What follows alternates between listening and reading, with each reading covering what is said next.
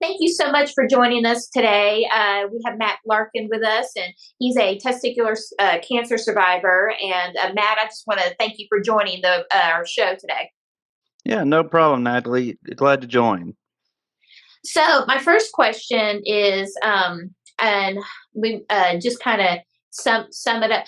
How did what led you to eventually go to a doctor and eventually to get diagnosed? Well, it really started with noticing that there was something different. Something didn't feel right, and just I got concerned. I went down told my mom. I said, I think I might have cancer, and she said, No, I think you're a hypochondriac. You don't have cancer. But I just had a suspicion something was off. I went to my primary care doctor and had them look at me. Look at me.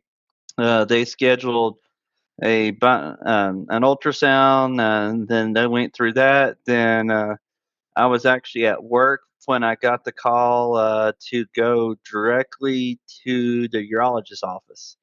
Not collect $200, not pass go directly there. So I basically had to hop off work and go directly to the doctor where I got my diagnosis. How old were you? I was 25. Okay. So how many years has it been? I am 39, going on 40 next year. So Okay. getting close to about 15. Awesome. So now, and we talked a little before about this, but tell me what led you to the doctor that you had, and kind of what kind of treatment and everything that you went through. Yeah, so I really didn't have a choice of where I went for my doctor. There was only one real urologist in the area that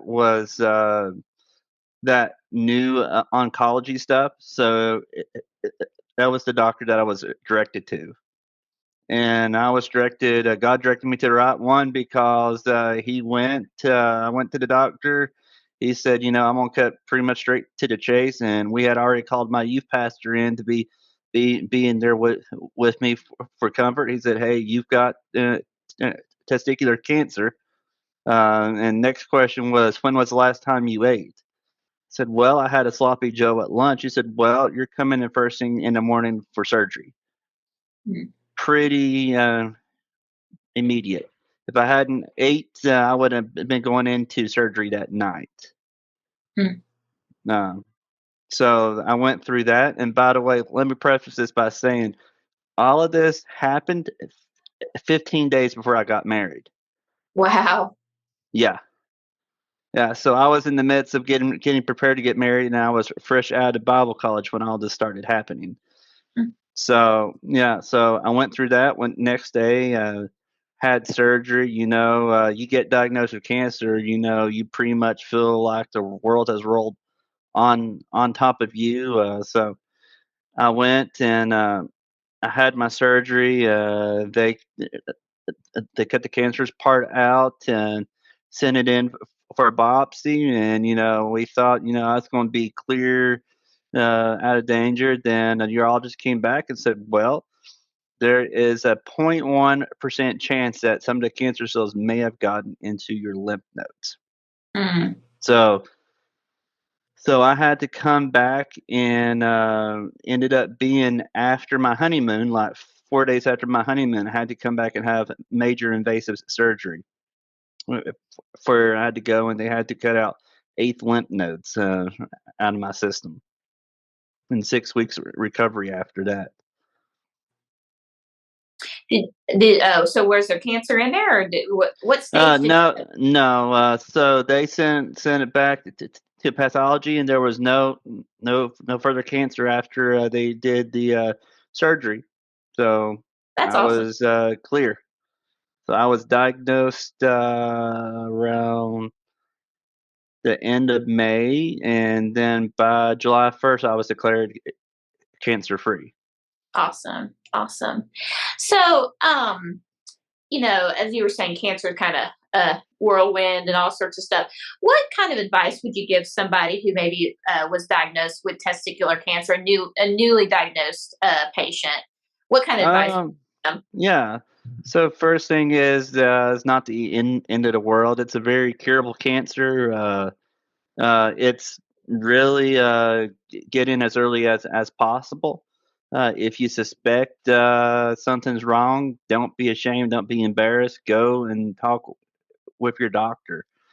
My doctor told me that my sixth sense of knowing something was wrong pretty much saved my life.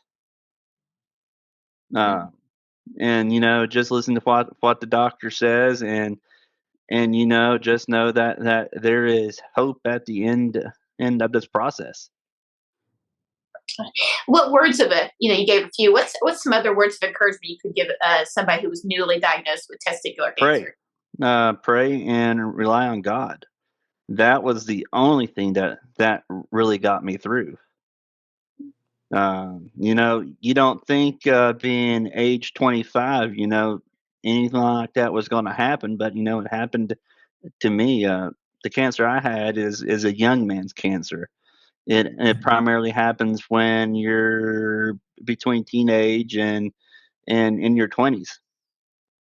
So, of course, making sure you're aware of how your body feels and know what is different is key.